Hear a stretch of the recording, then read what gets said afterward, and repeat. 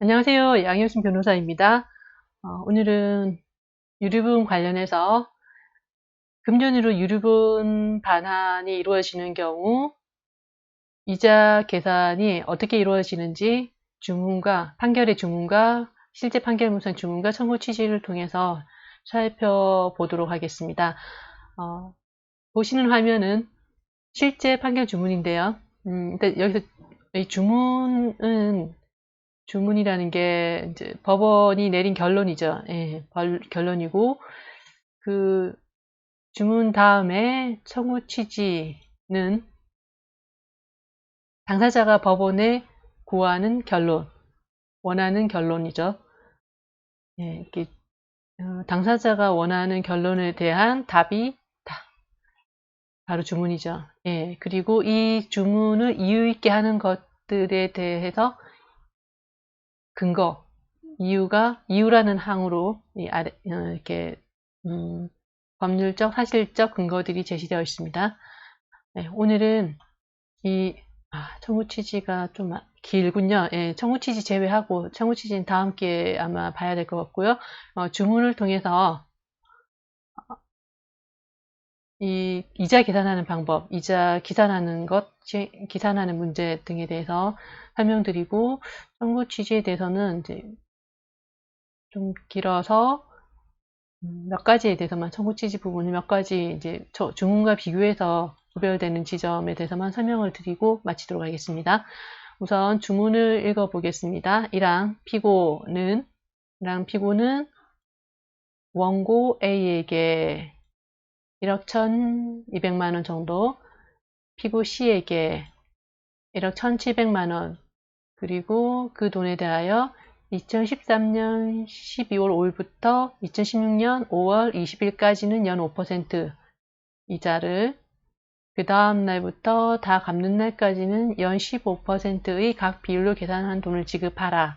네, 이렇게 주문량입니다.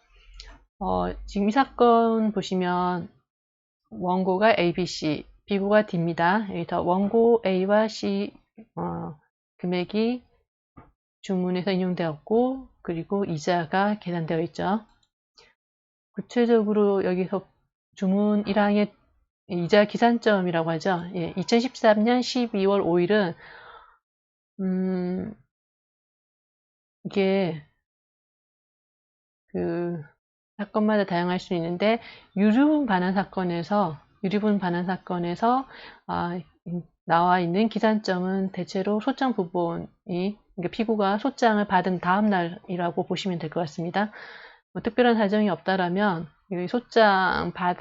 피고가 소장을 받았을 때 그때 바로 이행을 청구받은 거다. 그 이행이라는 게 유류분 반환 채무, 피고에게 있는 유류분 반환 채무에 대해서 이행하라는 청구를 소장을 통해서 받은 거다라고 해석해서 이 소장 부분 송달 받은 다음 날부터 지연이자 지체 책임을 지는 겁니다. 만약에 이게 뭐 유류분 반환에 대한 기산점이 따로 별도로 있다라면 지급해야 될 날짜가 정해져 있다라면 그 지급할 날 다음 날부터 지연이자가 계산되겠죠. 근데 지연되지 않았고 그냥 청구권만 있다는 것만으로 바로 그게 유류분 반환 청구권이 생기는 게 망인이 사망한 날인데요. 그 사망한 날에 바로 청구권은 생기지만 그때로부터 이행 청구를 받았다라고 할 수는 없죠. 예. 그래서 통상적으로는 이 중문 1항에서 보시는 것처럼 이렇게 소장 부분이 송달된 다음 날부터 이자가 계산이 됩니다. 그리고 여기 연 5%는 민법상 지연이자고요.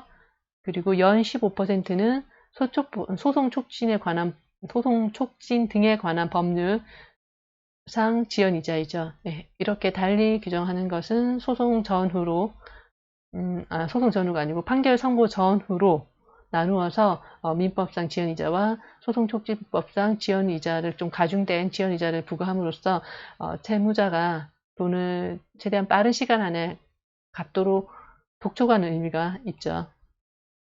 그래서 이렇게 민법상 이자와 소송촉진법상 소촉법이라고 할게요. 소촉법상 이자, 이 두 가지 구조로 이자가 지연이자가 계산됩니다.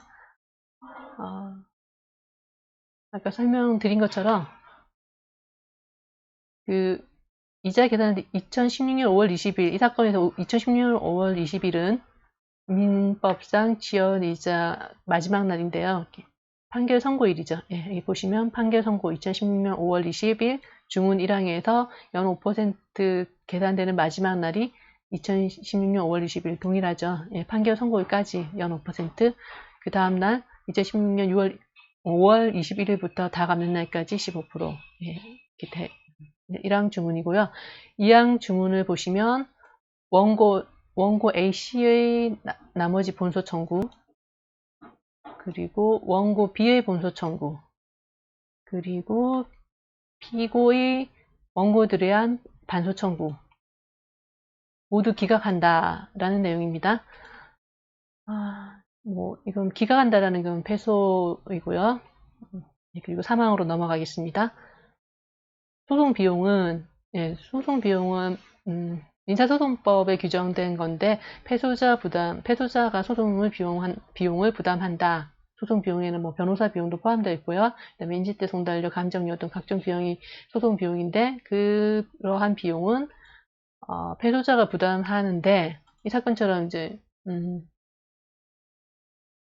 이렇게 지분으로 일정 비율로 이렇게 부담하도록 되어 있다라면 일부 인용되고 일부 폐쇄했구나라고 이해하시면 되는데요. 먼저 주문 사망 읽어보도록 하겠습니다. 소송 비용은 본소, 반소 통틀어 원고 A씨와 피고 사이에 생긴 부분 중 10분의 3은 원고 A씨가, 나머지는 피고가 부담하고, 원고 B와 피고 사이에 생긴 부분 중 10분의 9는 원고 B가, 나머지는 피고가 부담한다. 입니다. 여기서 본소, 반소 통틀어, 이 사건 사건번호 보신 것처럼 본소, 반소가 있죠. 둘 다 유주본 청구인데, 본소, 반소 통틀어서 소송 비용을 한꺼번에 주문에 있는데요. 아까 말씀드린 것처럼 소송 비용은 패소자 부담이기 때문에 이 10분의 3은 했을 때 10분의 3은 패소 비율이라고 생각하시면 되는데요. 이 패소 비율이라는 게 기준이 청구 취지에 대한 주문에 인용된 금액, 청구 취지 중에서 인용된 금액만큼, 그 비율만큼, 패소자 부담 기준으로 한다면 일단 패소 비율만큼이라고, 청구 취지, 청구한 금액, 원고가 또는 피고가 반소해서 청구한 금액 중에서 패소된 부분만큼 소송 비용을 부담한다라고 이해하시면 될 것 같습니다. 그러면 구체적으로 한번 살펴볼까요? 그래서 이게 청구 취지를 보시면요, 이게 원고들이 법원에 청구했던 결론이죠. 예, 본소에서 주의적 청구, 예비적 청구로 했었네요. 예, 주의적으로 일단 금액 1억 7천만 원과 이자를 청구했었는데요. 1억 7천 중에서 금전으로 1억 1,200과 원고 A는 1억 1,200, 원고 C는 1억 1,700 승소했죠. 그러면 이 1억 7천에 대해서 1억 2,200과 1억 1,700은 대략 한 70% 정도 됩니다. 그러면 원고 A와 C는 청구 취지 중에서 70% 승소한 거죠, 여기서. 그럼 이제 소송 비용 측면에서 보면 패소 비율은 30%겠죠. 그래서 원고 A와 C는 피고에 대해서 10분의 3, 30% 패소한 만큼 소송 비용을 부담하고, 나머지 10분의 7이죠. 70%는 원고 A와 C의 승소 부분이지만 피고 입장에서는 패소 비율이죠. 그래서 10분의 7은 피고가 부담하고, 그리고 원고 B 같은 경우는 2항 주문 2항에서 원고 본소 청구 전부가 기각되었습니다. 그래서 원고는 원고 B는 피고에 대해서 전부 패소했기 때문에 소송 비용 전부를 부담해야 되는 상황인데, 일단은 본소도 있지만 반소도 통틀어서 보시면 반소를 제기한 피고의 반소 청구도 전부 기각됐죠. 그런데 이 사건을 보시면 이 청구 취지에서 이제 본소에서 원고들이 피고에게 청구했던 금액은 1억 7천만 원인데 반소를 통해서 피고가 원고들에게 청구한 금액은 100만 원 정도, 100만 원과 일정 이자인데요. 굉장히 피고가 전부 패소했지만 청구한 금액이 굉장히 작죠. 예, 이런 비율까지 원고의 반소 패소 비율이 100만 원인 거죠, 그죠? 예, 근데 1억 7천하고 비교해 봤을 때 상당히 차이가 나죠. 그래서 이런 부분들 감안해서 법원에서는 원고 B는 패소를 원고 전부 소송 비용을 부담하게 하지 않고 반소에서도 원고 B가 피고가 패소함으로써 원고 B가 반사적으로 승소한 부분을 10분의 1로 보고 10분의 9는 원고 B가 패소했다고 보고 부담하게 하고 나머지 10분의 1은 피고가 부담하도록 법원이 결정했네요. 네, 그리고 주문사항 제1항은 아까 돈 1억 1200과 1억 1700을 지급하는 거죠. 이거는 가집행할 수 있다. 네.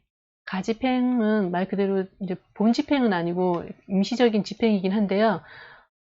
본집행이 판결이 확정이 되어야만 가능한 반면에 가집행은 이 가집행이 있는 판결이 확정될 필요가 없죠. 네, 그래서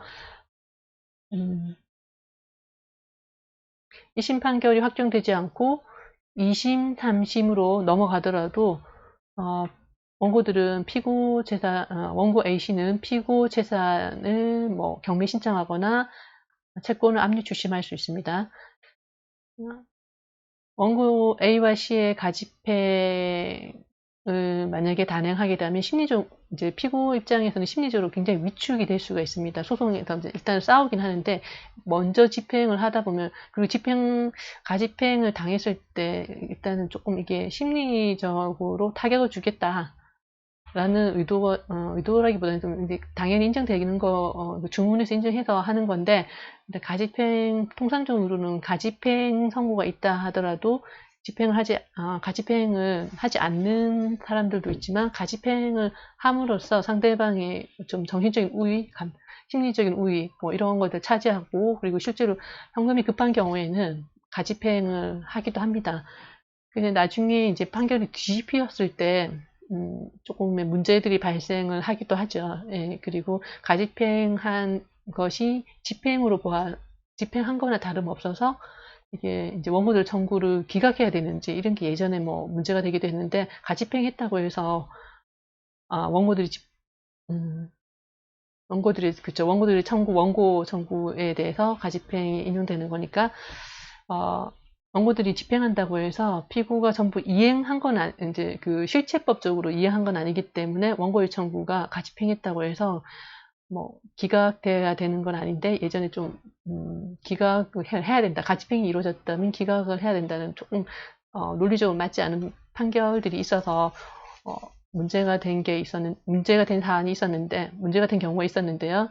그건 이미 어느 정도 해소되었고 예, 이 사건은 이제 나중에 대법원 가면서 이 가집행 문구로 인해서 좀 약간 쟁점이 하나 더 생겼고 좀 독특한 부분이 있어서 나중에 다음에 2심, 3심 2심, 3심 판결을 통해서 이 가집행에 대해서 더 자세히 설명을 하도록 하겠습니다. 예, 오늘은 유류분 반환 청구가 주문해서 금전으로 지급하는 것으로 결정이 났을 때 그 이자가 어떻게 계산되는지 그 기산점이라든지에 대해서 설명을 드렸습니다. 다음에 청구 취지에 대해서 설명을 드리고 이 청구 취지와 주문을 비교해서 그 이자 부분에 대해서 다 함께 더 좀 비교하면 더 이해가 더 잘 되실 것 같습니다. 오늘은 시간 관계상 여기까지 하고 마치도록 하겠습니다. 양효신 변호사였습니다. 감사합니다.